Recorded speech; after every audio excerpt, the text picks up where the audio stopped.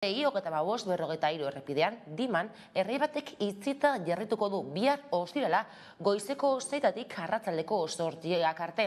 Gainera, AP78 autobidean, Bilbo eta Arrigorriaga artean, galtzada erabat etengo da Bilborako noranzkoan eta Errei Azkarrak Zaragozarako noranzkoan.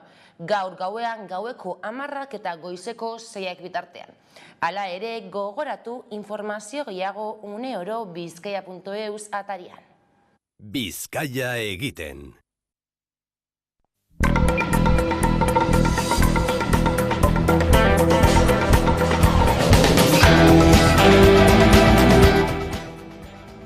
Urte politikoari hasiera eman diote Eusko Legebiltzarrean eta Inigo Urkulluk Jaurlaritzako lehendakariak egin du urte politikoko lehen hitzartea. Politika orokorreko osoko bilkura izan dute parlamentuan goizeko 9:30 arratsaldean zehar.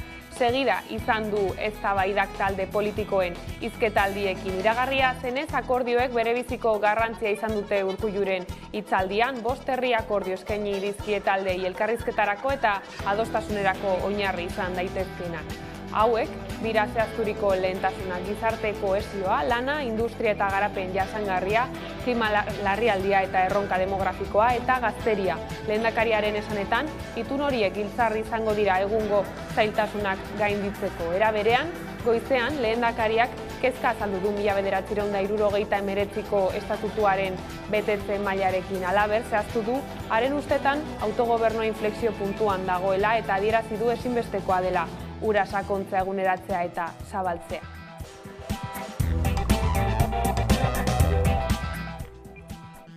Berrogei neurri aurkeztuko ditu Urkulluk iragarri duenez eta aletu ditu horietako zenbait behin baino gehiagotan errepikatu duena, baina Arabak, Bizkaiak eta Gipuzkoak dituzten erronkei aurre egiteko modua izan da lankidetza.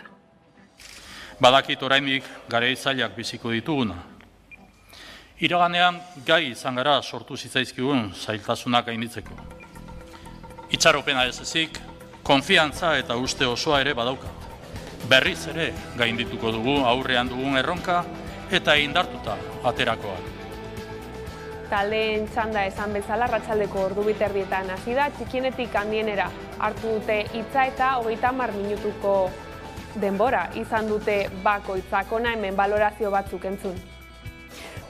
Euskal Herria Bilduk ikusi duela desproportzio bat, ezta? Herritarrek eta oroar gizarteak orokorrean bizitzen ari garen guzti horren neurriaren artean eta gaur Urkullu lehendakariak hemen egin duen planteamenduaren inguruan edo proposatu digunaren inguruan, ez? Sí que apreciamos y sí que tenemos que denunciar también una vez más, porque no es la primera vez, una clamorosa falta de autocrítica en la intervención del lehendakari. Horregatik, itxaron egin behar dugu, ondo aztertu behar dugu zertan datzaten esandako, iragarritako neurri guzti horiek eta benetan jakiteko hain berriak diren. Arratsaldeko saioan Maialen Iriarte Bilduko bozeramaileak herri akordioak egiteko prestutasuna azaldu du aldaketak burutzeko. Jauzi bat eman behar du herri honek. Jauzi hori emateko errotikako aldaketak burutzeko herri akordioak egiteko aukerak badaude, Euskal Herria Bildu hor egongo da. Are gehiago esango dizut. Euskal Herria Bildu izango da itun horiek aurrera ateratzeko bermea. Are gehiago esango dizut. Euskal Herria Bildu izango da bermea hezkuntza akordioan izan zen bezala. Bere aldetik Miren Gorrotxategi Alduguko bozeramaileak zerbitzu publikoen funtsa eta garrantzia azpimarratu du entzi. Beste behin ere, zerbitzu publikoak dira jendearen ongizatearen berme direna. Ziurgabetasun, beldur eta krisi garaietan hor jarraitzen dutenak. Eta birbistakoa da Euskaldunen osasuna eta bizitza babesteko funtsizkoa dela. Beste behin ere, publikoa dena babestea. Guztioi berdin dagokiguna babestea. Nafarroara salto 03 zikloko lan gatazka soka luzea edukitzen ari da. Konponbidea eman nahian Nafarroako alderdi politiko gehienek itun bat sinatu dute bart. PSN, geroa bai, KH Bilduk, Alduguk eta Ezkerrak bat egin dute. Dokumentuan jaso dutenez, Nafarroako 2023ko aurrekontuen aurreproiektuan 4,3 milioi euroko diru zaila egongo da udalen eta Nafarroako gobernuaren haurreskoletako langileen soldatak berdintzeko eta hezkuntza laguntzarako 100 jardunaldi osatzeko adina langile hartzeko. Hala, Navarra Suma bakarrik gelditu da parlamentuan 03 zikloaren auzian. Eider Garde 03 plataformako bozeramailea da. Akordioa bera pinta ona daukela, baina nolabait ez dago kalendarizazio bat planteatzen diren akordio edo neurri guztietarako, ez? Urte eta hitz egiten du akordioak ez du zehazki egutegi bat ezartu. Ipar Euskal Herrira begira biharamuneko pilula Debalde eta medikuaren errezetarik gabe eskuratu halko dute emakume guztiek. Oraingoz 26 urtetik berakoentzat baino ez da doakoa horrela, izango dela esan du bederen Frantziako osasun ministroak. Atik oraindik ez du esan neurria noiz sartuko den indarrean, baina segurtatu du 2023ko gizarte segurantzaren lege proiektuan sartuko dutela. Irailaren 26an aurkeztekoa dute lege proposamen hori Frantziako ministroen kontseiluan. Hala, Ipar Euskal Herriko Andreek farmazietan, ikastetxeetako osasun zerbitzuetan eta sexu osasuneko zentroetan eskuratu ahalko dute haurdunaldia eragozteko larrialdiko pilula.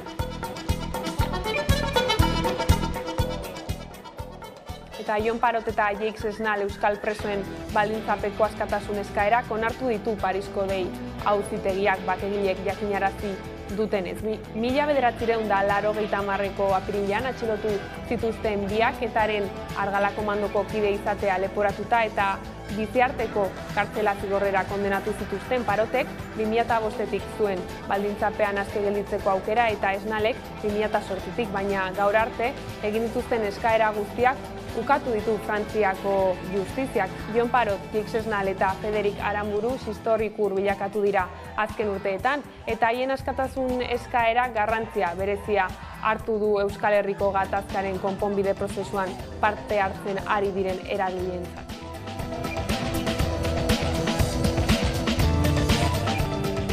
Ekonomia arlora salto Eustatek gaur eman ditu kontu ekonomikoen 2022ko bigarren hiruhilekoari buruzko datuak eta zuzendu egin ditu uztailean aurreratutakoak. Orduan esan zuen Arabako, Bizkaiko eta Gipuzkoako barne produktu gordina 0,9 hazi zela aurreko hiruhilekoarekin alderatuta, baina orain informazio gehiago bildu ondoren 1,1 igo du hazkundea. Udazkena eta negua ekonomia aldetik gogorrak izan daitezkeen zantzuak eta usteak zabaltzen ari dira eta eurogunean atzeraldi bat izan daitekeela dioten iragarleak.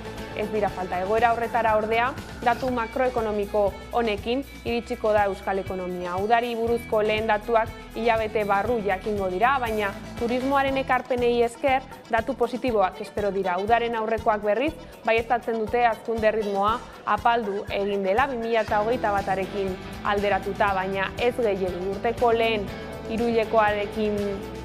hiruhilekoaren datuekin barkatu alderatuta, bada aldaketa esanguratsu bat. 2021 amaieran eta 2022 hasieran industria izan zen hazkundearen motorra pandemiaren unerik gogorrenetan galdutako ekoizpena berreskuratzen ari zelako. Baina Ukrainako gerrak eta hark areagotutako energia krisiak kalte egin diote industriari 2,4tik. 1,1 jaitsi da haren hazkundea. Manufaktura hutsari dagokionez, 2,8tik 1,7 moteldu da.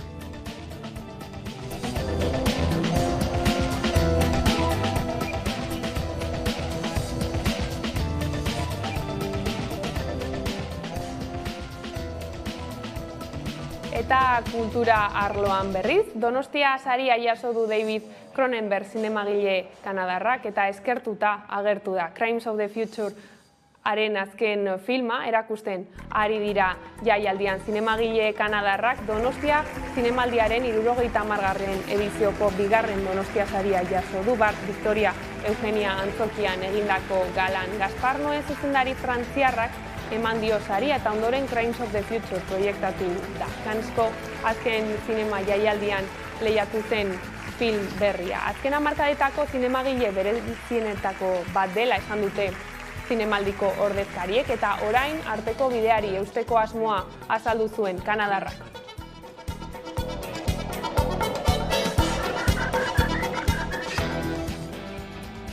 Lerroburuekin bukatzeko berriz, nazioarteko gaiei helduta, Ukraina izan dute hizpide azken orduetan Nazio Batuen erakundearen batzar nagusian. Erakundeko kideek nabarmendu dute irmoki jarraituko dutela Ukraina babesten. Bestalde, Europako Batasunak iragarri du Errusiaren kontrako zigor gehiago ezarriko dituztela. Europar Batasuneko diplomazia buruak esan du Errusiak bide gatazkatsuan segitzea aukeratu duela, dioenez, hori biztan da ikusirik Putinek biztanleriaren mobilizazio partzialera deitu duela.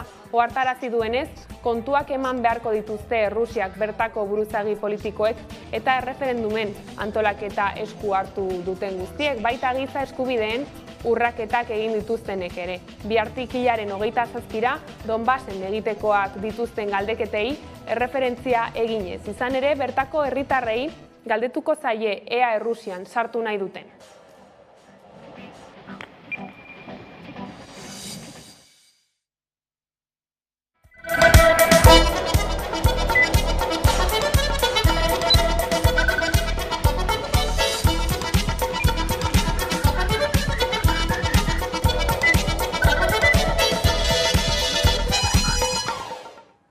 Gabon, lerroburuak horrela, heldu diezaiogun egunak utzi digun argazkiari. Aipatu bezala, urte politikoari hasiera eman diote goiz honetan, Eusko Legebiltzarrean.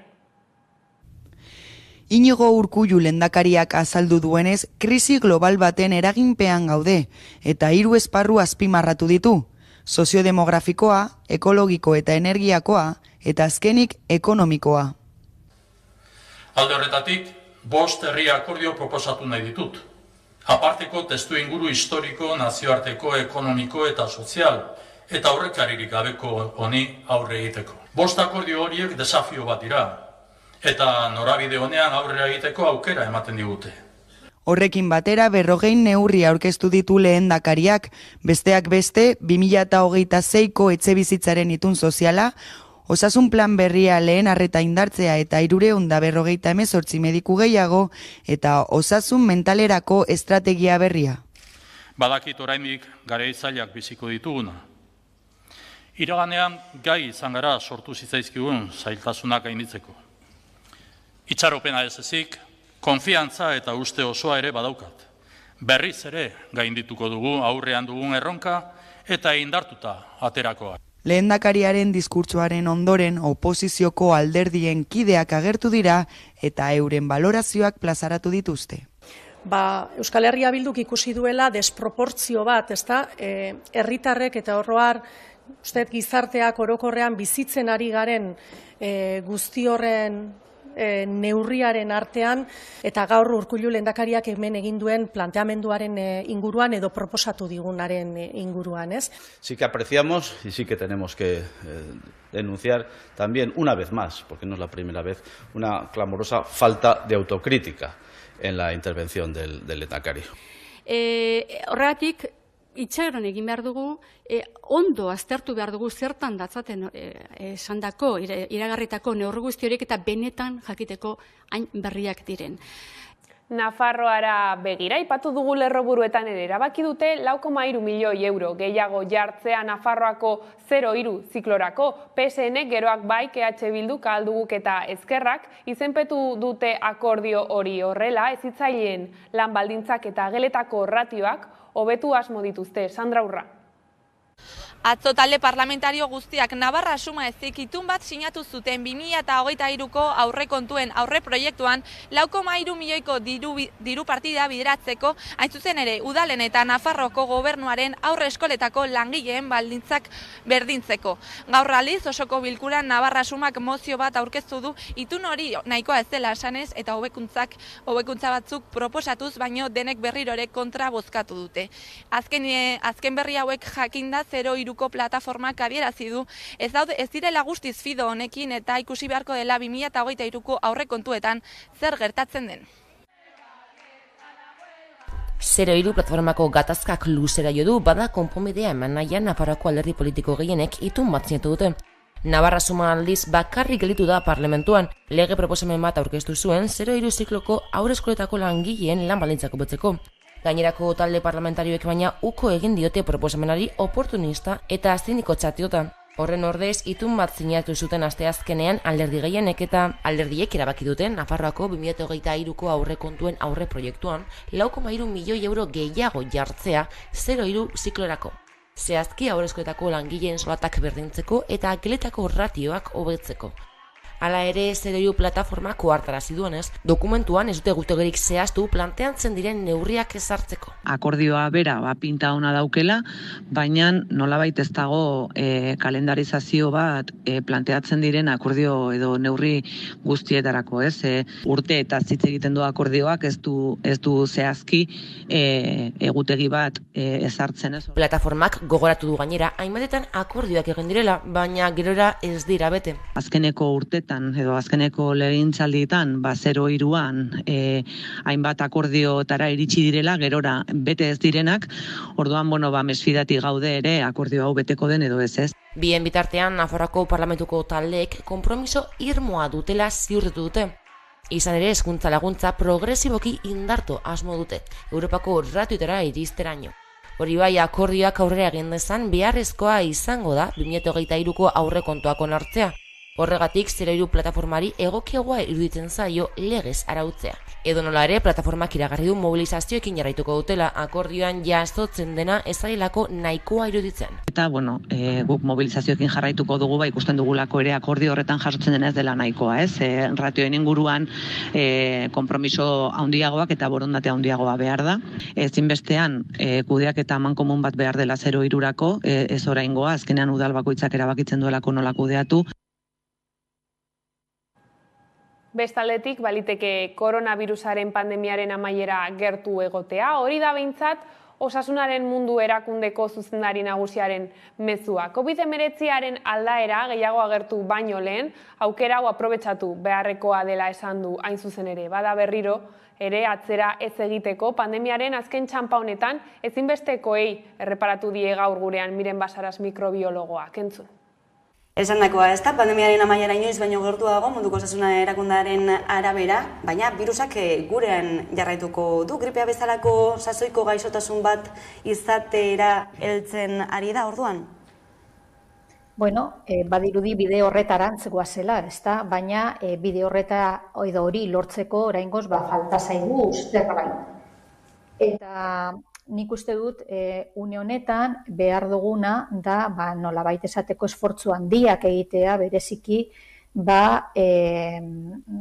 virusaren bilaketa horretan esango genuke. Ez da positibo horiek detektatzen direnean eta antzematen direnean bereziki beraien ze aldaerekin kutsatuak dauden, aldaera berriak dauden, ala ez dauden, sortzen diren, ala ez, hori guztiak kudeatu egin behar da ahalik eta hoberen. Eta azken txanpa honetan atzera pausurik berriro ere ez egiteko, zer uste duzu dela beharrezkoa? Alde batetik hori kudeak eta hori, ez da zaintza epidemiologiko hori virusarena ahalik eta indartzuena eta hoberena egitea, eta logikoa den bezala aldaera berriak agertuko balira edo ditugun aldaerekin pizka bat aldatzen baldin badoaz, ze eragina duten guzti horrek nolabait esateko bereziki gure ospitaletan, ez da? Hau da, behin eta berriro kontrolatu beharko genuke, ea gure ospitalak gainezka dauden ala ez, ea zenbat pertsona hiltzen diren ala ez, zenbat pertsona zainketa intentsiboko unitatera ailegatzen diren ala ez, hau da, guzti hori kudeatu egin beharko genuke ahalik eta hoberen. Gai honetan ere, ezin dugu ahaztu oraindik ere milioika pertsonek dutela COVID iraunkorra edo COVID luzea deituriko hori, ez? Zer dakigu orain arte horri buruz eta ez dakite aurrerapenik izan alden, ez? Pandemia osoan zehar izan dugulako honen berri, baina erantzunak eskazak izan direlako, zalantzak handiak izan direlako. Hori bada nolabait esateko arazo bat, eta arazo handi bat, COVID iraunkorra hor zegoen hasieratik, eta ikusten dugu zenbat eta pertsona kutsatu gehiago egon, hainbat eta COVID iraunkorra dituzten pertsonak gehiago direla, ezta? Kasu honetan, azken finean, entitate hori, COVID iraunkorraren entitate hori da pertsona batek sintomak dituenean urrengo hilabeteetan eta inkluso urrengo urteetan, gogoratu behar dugu pandemia honetan eta virus honekin ja 3. urtean gaudela, ezta? Eta badaude pertsona batzuk hasieratik kutsatu egin zirenak eta momentu honetan ere badituztela sintomak, ezta? Orduan, guzti hori egin behar dena da, baita ere ondo kudeatu zergatik, sintoma horiek nahiko anitzak, nahiko ugariak direlako, ezta? Izan daitezkela larruazalekoak, izan daitezke begietakoak, arnazbidekoak, leku ezberdinetakoak edo organo ezberdinetakoak. Beraz, behar dena da, nolabait esateko, osasun arloan kudeaketa arlo guztiak kontutan hartzen dituena, ezta? Eta pertsona batek hainbat sintoma baldin baditu, ez joatea behin eta berriro mediku batengana esango genuke, eta azken finean guzti hori ez egon kudeatuta, ezta? Eta behar dena bada nolabait esateko integrazio bat, espezialitate guztien integrazio bat hori ondo kudeatzeko. Azkenek ere, munduko osasun erakundeak beste ohartarazpen bat egin duelako, ez? Beste hainbat pandemia gehiago etor daitezkeela, zenbaterainokoa da arriskua? Argi dagoena da arriskoak beti egon dela. Hau da, behin eta berriro izan dugu, zientzialeariok, arriskoa hor zegoela, eta ez dugu ahaztu behar, guk kudeatu edo pasatu egin ditugula ja hainbat pandemia. Esate baterako hurbilenetarikoa izan zen 2009 urtean, hau da, orain dela gutxi, gripe ura, udan agertu izan zen gripe uraren pandemia hori. Gertatzen dena da, pandemia ura ezala izan azkenean zorionez gaur egun daukagun pandemia. Lortu egin zalako virusa askoz ere arinago kontrolatzea eta bar. Beraz, arriskua hor dago eta arrisku hori erreala da. Eta gogoratu behar dugu azken urteetan agertu izan diren pandemia guztiak gehienetan virusengatik izan direla eta virus horiek zoonotikoak izan direla, hau da, animalitatik pasatutakoak. Beraz, kontutan hartu behar dugu osasun mundu honetan eta osasun arlo honetan ez bakarrik gizakion osasuna, baizik eta askoz ere zabalagoak izan behar gara, ezta? Eta aipatzen den mundu osoko osasuna kontutan hartu. Ez bakarrik esan dudan bezala gizakiona, baizik eta baita ere animaliena eta baita ere inguru giroa edo ingurumenarena, ezta? Hau da, nolabait esateko One Health kontzeptu hori edo kontzeptu bakar hori esango genuke, ezta? Eta, jakinda, arriskua hor dagoela, esfortzu handiak egin behar dira mundu osoan agertzen denean arazo bat ahalik eta arinen kudeatzeko eta ahalik eta arinen jakiteko horren berri. Eta hezkuntzaz, Euskal Autonomia Erkidegora bueltan, hezkuntza legearen aurreproiektuak eztabaida eta haserrea piztu du egunotan adostutako itunean jasotakoen bueltan bereziki. Hasiak dira alderdi politikoak, sindikatuak eta hezkuntza eragileak, euren iritziak plazaratzen esaterako lege aurreproiektuarekin oso kritiko agertu da Esteila. Salatu du besteak beste, Euskal Eskola Publikoa ez duela lehenesten hezkuntza eragile nagusien ekarpenak alboratu dituela ikastetxe pribatuen erreskatea bermatuko duela eta segregazioa areagotuko duela. Nagore Iturrioz Esteilaz sindikatuko kidea izan da gaur gurean. Publiko eta pribatuko hezkuntzak berdintzen dituen. Orain, Euskal Hezkuntza Zerbitzu Publikoa deitu duen horretan, ez? Bi sareak berdintzen ditu, hortaz, nolabait, dualtasun hori, gure hezkuntza sistemaren arazorik larriena den dualtasun hori eta segregazioan iturri den hori bermatzen du eta nolabait blindatzen du, ez? Okerren egia esan, azken dokumentuari begira, da lege honek ezer gutxi esaten duela. Hau da, altzan izan hezkuntzan inguruko edozein tratatu neoliberalegia esan. Dokumentuak orokortasunen aritzen da, eta gero hau gauzatzeko benetan dekretuak behar izango dira, bai? Dekretuak eta dekretu horiek ez dira legebiltzarretik pasa beharko, horiek hezkuntza sailak hartu ahalko ditu alde bakarrez, eta gaina dokumentuaren azken xedapenean dien bezala urgentziaz egin ahalko dira. Eta horiek dagoeneko egiten ari dira, naiz eta hutsune legal bat izan, planifikazio dekretu bat badugu, itunen agindu bat ere badugu, eta hauek nabarmen hezkuntza publikoaren kontra egiten dute. Besteak beste, itunen aginduak inbertsio igo du 8,6an, irailaren batetik aurrera ja, 8,6 igo da itunen inbertsioa esan dezagun, nahiz eta jaiotze tasak bera egin. Orduan, nabarmena da, bai legeak duen markoarengatik, baita dekretuak azaltzen ari denagatik, honek hezkuntza publikoaren kontra egiten duela. Iturriozen esanetan, zirriborro hori hezkuntza publikoaren aurkakoa da eta itunpekoen etorkizuna bermatu nahi izatea egotzi dio Eusko Jaurlaritzari. Diodan bezala hezkuntza komunitateko beste eragile batzuk ere eta jaramonik ez zaigu egin, baina zehaztapen asko jarri halko genituzke mahai gaina, baina xume batzuk hemen aipatzearren, adibidez, matrikulazio leihatila bakarra beharko litzateke, ez? Oen matrikulazioa bakarra izango dela esaten da, baina ez dago matrikulazio leihatila bakarra jasota dokumentuan, orduan hori ezingo da egin, ez? Hori batetik. Eta gero bestetik egin beharko litzateke da planifikazioan eragin. Bai, daukagu jaiotze tasa dana da, eta egun daukaguna da, gure diru publiko zornitzen dian ikastetxe guztietatik soilik 40% diala ikastetxe publikoen ikasleak esan dezagun, ez? Ez da 40% iristen. Orduan egin behar dena da, nolabait, eskaintza pribatuarena mugatu eta publikoaren eskaintza edo perimetroa handitu. Adibidez, hori litzateke neurri bat. Eta hori zehaztasun osoz jarri daiteke, badirudi gai teknikoa, baina guretzat nahiko sinplea da, edo ikastetxe publikoen presentzia bermatu herrialde guztietan, egun ez dago herrialde guztietan. Holako neurri oso zehatzak hartu daitezke, baina ez daude hemen jasota.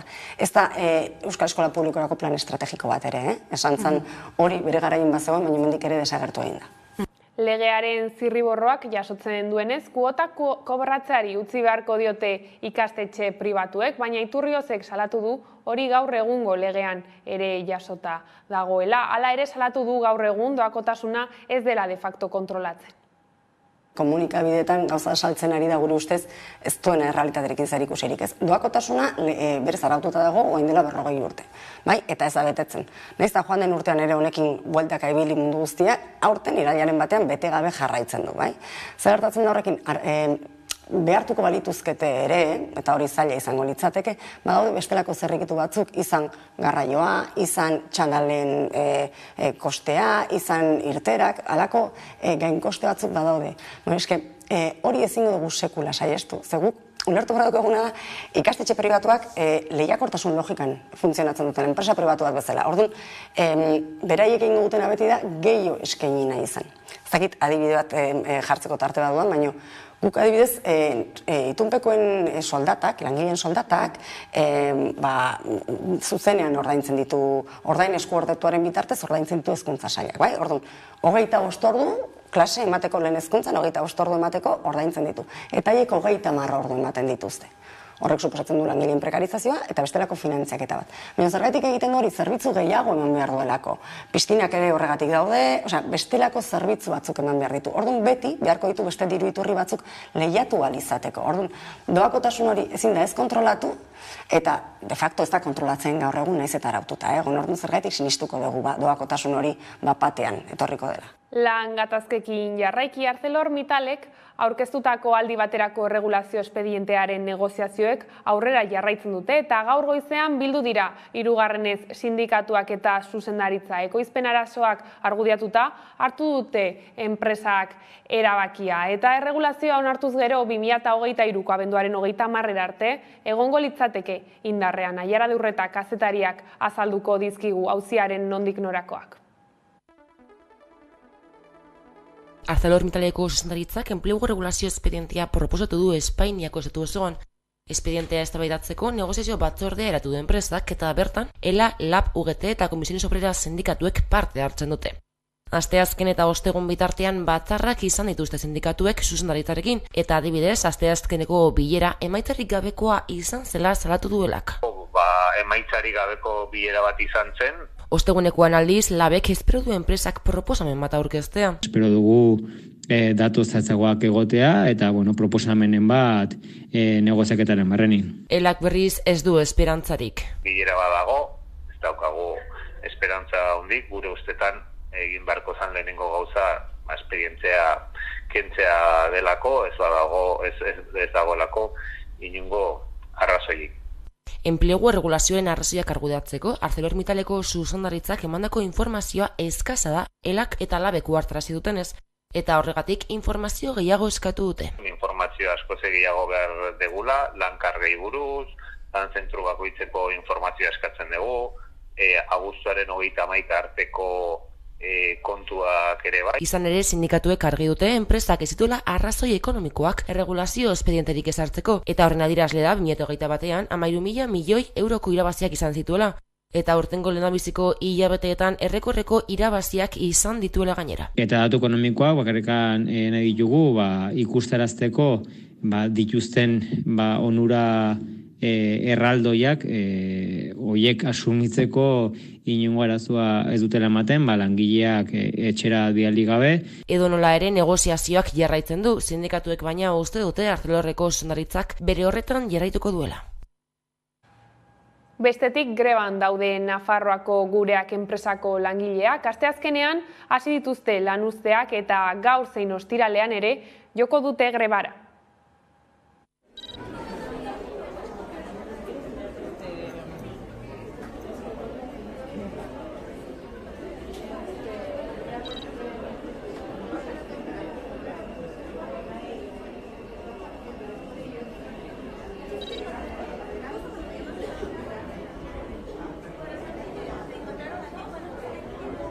Gaur greba bigarren eguna da,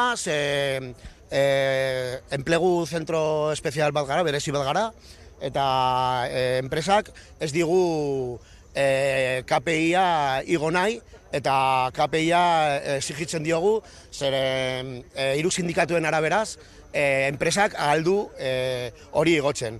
Ere eskatzen dugu 100% pagak, zeren bajan egonen bazara, ez duzu kobratzen deus ez. Gainera, enplegu berezi zentro bat garelako, subentzio handiak ematen diote, Nafarroa gobernutik eta Espainiako gobernutik ere bai.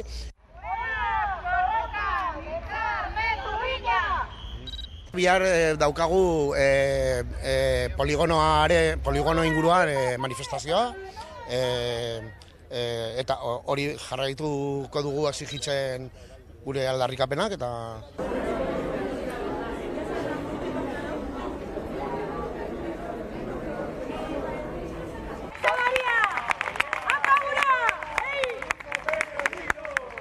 Eta aipatu dugu astean zehar, energiaren krisi betean eta inflazioa 10% gora dagoela, Euskal Negoziazio Kolektiboak aurrera pauso handia eman du Arabako metalgintzan akordioa lortu dute SEA patronalak eta sindikatuen ordezkaritzaren gehiengoak, LABek, Comisiones Obrerasek eta UGTek lan hitzarmena adostu baitute 2025 urtera arte. ELAk uko egin dio akordiorako oinarrian egoteari langabezia handiak ikusten dizkiolako testu horri. Batera edo bestera, sektoreko 25.000 beharginek lan ituna izango dute atzeraldi hotsa eta gero, eta ozenago den horretan. Eta Bizkaian eta Nafarroan gori-gori dauden metalgintzako langatazkek badute referentzia bat adostasunerako. Hala sektorean egitekoak ziren greben atarian lanuzteak baztertu egin dituzte akordiora batutako sindikatuek. Energia krisia hasi zenetik eragile sozialek lortu dute lehen hitzarmen kolektibo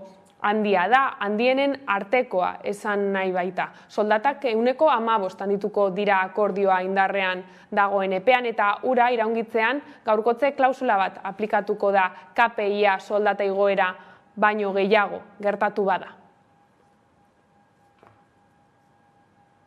Langatazkeen bueltakoekin bukatzeko berriz, Gasteiztik mugitu gabe Mercedes-Benz beste urrats bat egin du aurrera etorkizunean autoelektrikoak Euskal Herrian egin ahal izateko fabrika handitzeko planaren berri eman dio Gasteizko udalari eta zehazki ia 24 hektarea hartuko lukeen instalazio berri bat eraikitzea proposatu dio. Gorka Urtaran alkateak jakinarazi dio ez diola inolako trabarik jarriko asmo horri eta beharrezko baimenak emango dizkiola. Alemaniako multinazionalak agindutako 1.200 milioi euroko inbertsioa bermatuko luke horrek. Izan ere tramiteak lehenbailen hasiko dituztela esan du Urtaranek, naiz eta ez duen eperik jakinarazi aurreratu du, hala ere denbora beharko dela Mercedesek urrengo 5 urteetan Egin nahi du fabrika elektrifikatzeko plana, luze gabeko lan baldintzak finkatuta, prozesua erraztu beharko luke horrek edonola ere, gauza asko daude argitzeke oraindik,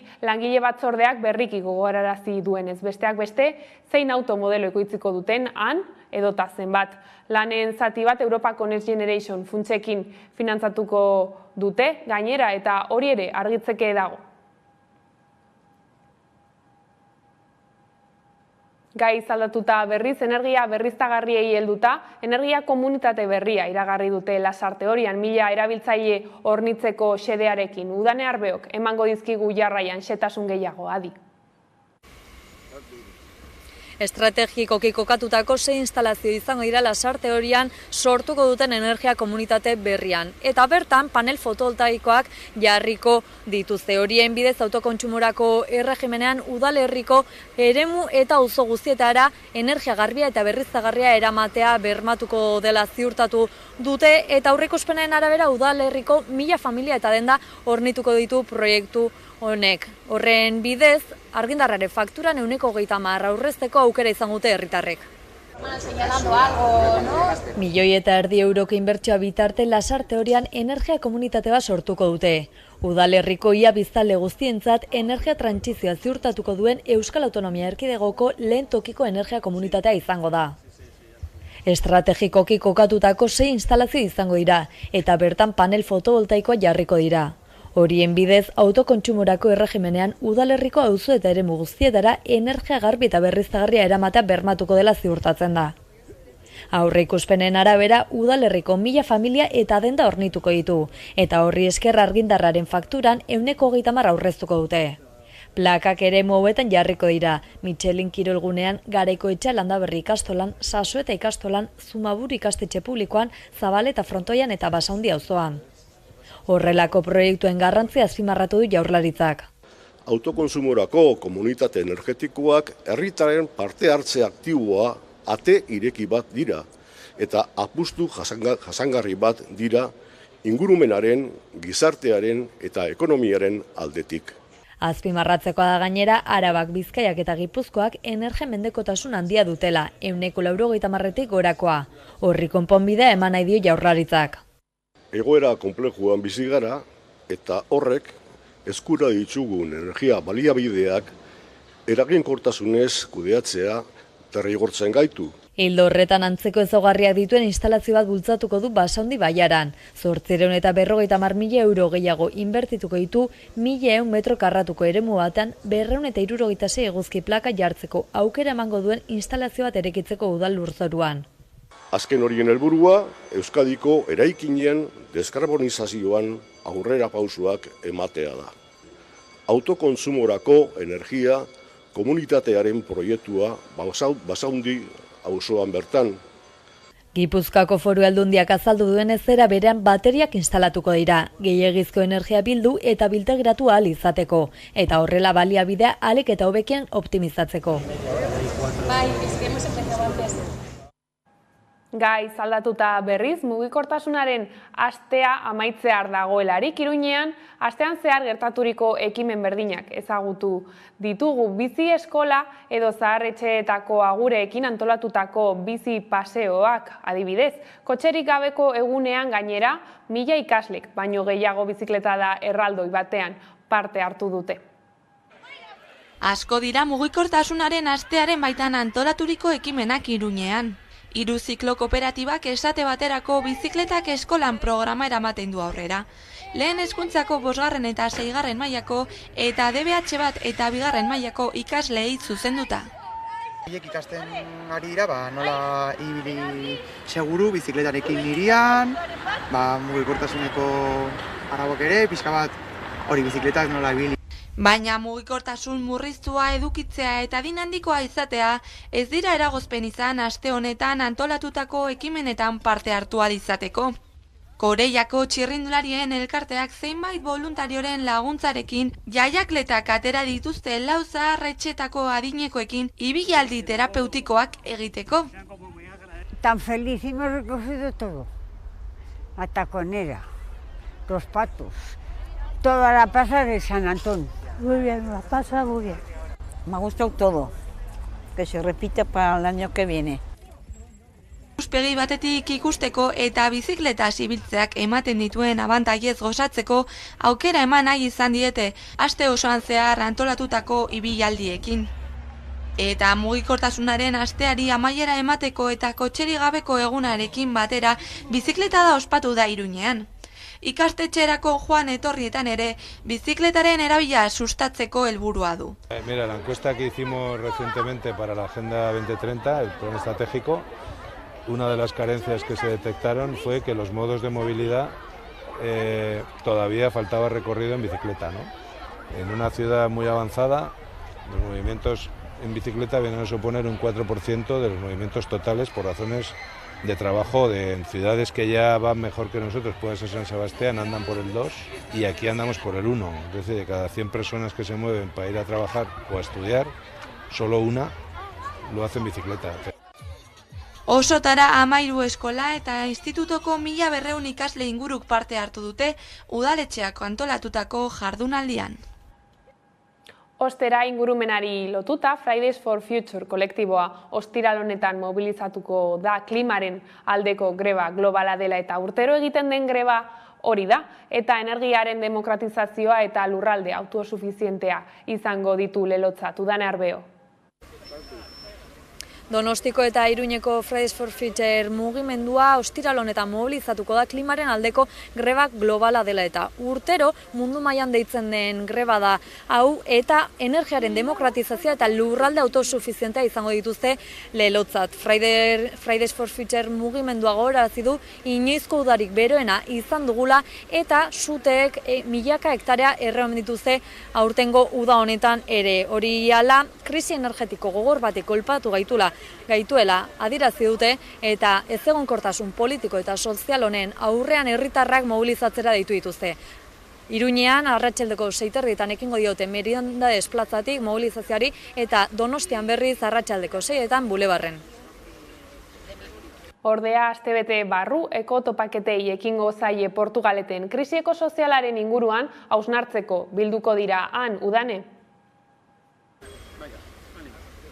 Zenbait eragilek ekotopaketak antolatu dituzte iraiaren bukaera aldera Portugaleten azken krisia gure garaia lelopean. Krisi ekologikoa erdigunean jarriz, Euskal Herrian zein aldaketa egin beharko genituzkeen izango dute hausnartzeko izpide eta zenbait elkarte ekologista unibertsitate irakasle, nekazari eta beste zenbait eragile izango dira bertan. Baina, beraiek esan bezala mundu guztiari dei egiten diote bertaratzeko.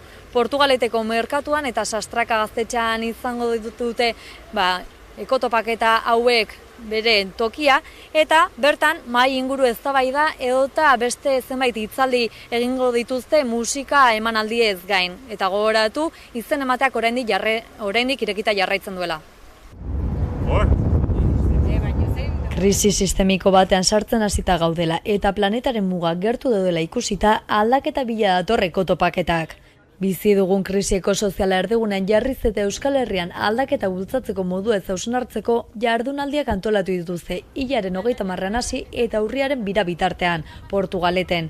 Gertatzen ari dena hitz egin beharra dagoela iritzita. Egiten duguna alda krisi ekologikoa gerarazteko egin dezakegun guztia.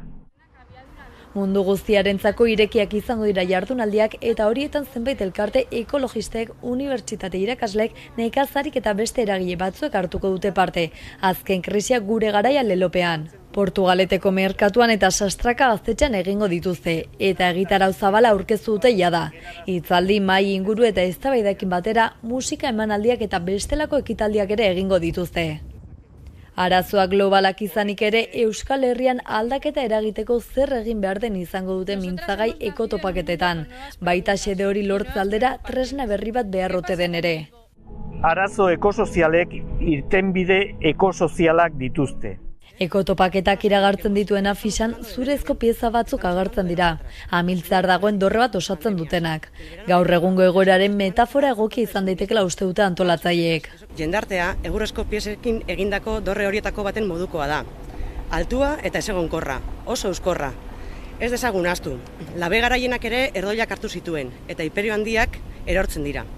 Aldaketen garaiak datoz eta ez gaude prest. Egurrezko dorraren iduria hautatu dugu, jengarena. Gure etxea erortzeko zorian egon daitekelako. Ekiteko garaia dela aintzat harturik aldaketa bila datoz. Horiek hala gertatzen ari denaren tamainaz jabetu eta olatu ekologistara batu nahi duen orok izena eman dezake ekotopaketen webgunean, edota komunikazioa abildua ekotopaketak.eus helbidera idatziz. Irtenbide ekosozialak dituzte. Jon Parot eta Jix Esnal euskal presoen baldintzapeko askatasun eskaerak onartu ditu Parisko Dei auzitegiak bakegileek jakinarazi dutenez. 1980ko apirilean atxilotu zituzten biak eta haren argala komandoko kide izatea leporatuta eta biziarteko kartzela zigorrera kondenatu zituzten. Parotek 2005-etik zuen baldintzapean aske gelditzeko aukera eta Esnalek 2008-tik.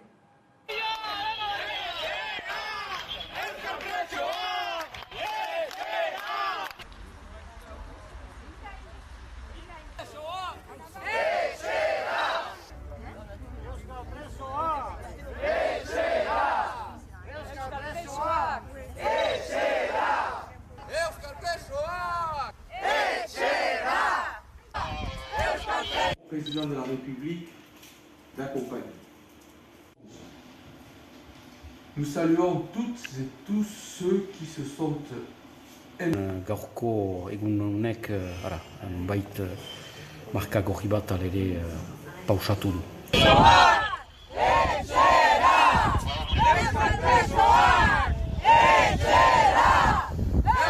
Eta nunbait frogatzen da aietez geroztik ujatzen ari giren bide hori bide emankorra dela.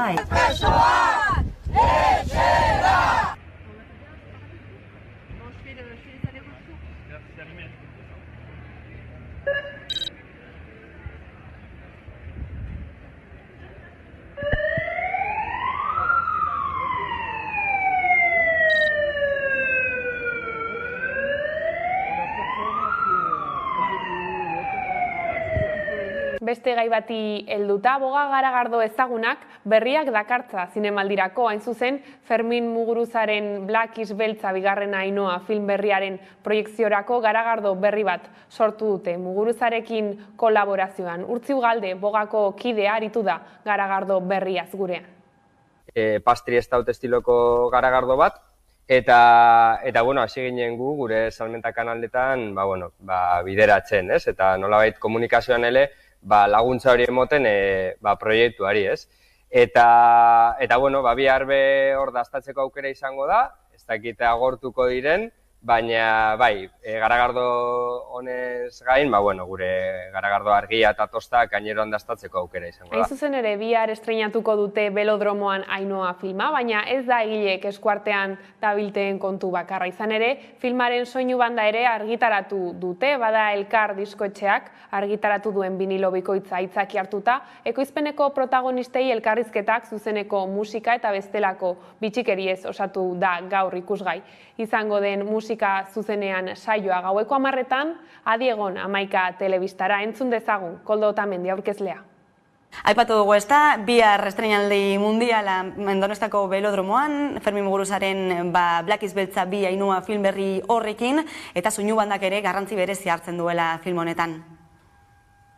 Hoxe da, Black is Beltza Ainhoa pelikula soinu bandaren aurkezpenan izan ginen, pasaden astean, eta prestatu dugu reportaje mardul bat, non soinu bandaren inguruan ariko garen, Fermin Muguruzarekin hitz egingo dugu, Mursegorekin arituko gara ere, bai eta Elkar disketxeko arduradunekin, eta guztiekin batera argazki bat ingo dugu soinu bandaren inguruan, ez? 28 kantuz osaturiko binilo bikoitza da gure erreportajaren sustrai nagusia, eta bertan filman agertzen diren kantuen inguruan arituko gara. Eta zen nolako kantuak dira, zer bana ibiltzen du, aipatu du berri duzun binilo bikoitza horrek? Bueno, azteko esan daiteke bi zutabe nagusietan banatua dagoela bilduma hau, alde batetik Euskal Herriko kantuak dute protagonismo nagusi bat, batez ere 80 hamarkadako kantuak islatzen dira, agertzen dira, aipatu behar da, 1988 urtean kokatua dagoela honako pelikula, eta zentzu horretan, bai aurrekariak, esaterako Imanol edo Mikel Laboa, eta bai garai hortan puri-puria zegoen rockaren isla nagusia dela, ez? Bide horretan, Kortatu, Zikatriz, Rip edo Barrika taldeen kantak agertzen dira disko bilduma honetan, eta beste aldetik ere badago nazioarteko sekzio bat, o nazioarteko kantu zerrenda bat, non Fermin Muguruzaren ibilderak eta berak ibilitako mundu horietan barna sartzen gaituzten, ez? Esaterako Brenda Navarrete hor dago, Amal Marcus, Massilia System, Tania Saldez, eta bide horretan Palestinera goaz, Afganistanera edo Kubara, ez? Pixkat mundu mailako ibilerak ere hor daude, eta esan bezala aldetik Euskal Herriko kantuak, eta bestetik nazio mailako kantuak. Eta horrela iritsi gara albistegiaren bukaerara, hauek izan dira gaueko albistegiak gurean gaur utzi dituenak. Gaurkoan Inun taldeko Dena zuretzat kantuarekin agurtuko zaituztegu, gustatuko zaizuelakoan. Guztiak eta gehiago nahi duzuen aldiro amaika.eus atarian gogoratu. Gero arte.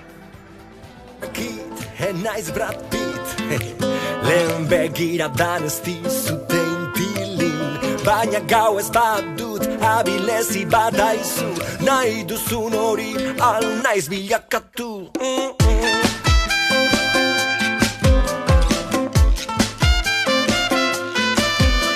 Izan naiteke zure maskota, edo griseko Travolta, Kirmen Uribe edo Bukowski, izan naiteke zuk nahi duzun hori.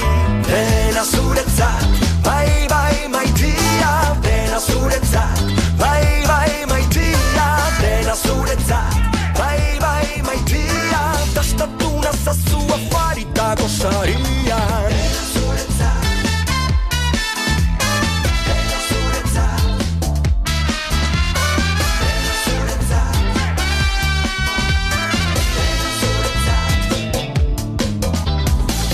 Naiteke serio nahi baduzu, talisipe bilduma komentatu, Zimborskaren poesia edo Lorea Girreren azken itzaldia.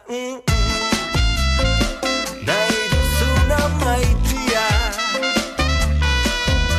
jar naiteke saz intelektual, eta gau osoan egon nizketan, baina egingo dizut proposamen argia, ezagutu nahi nire alde bihurria.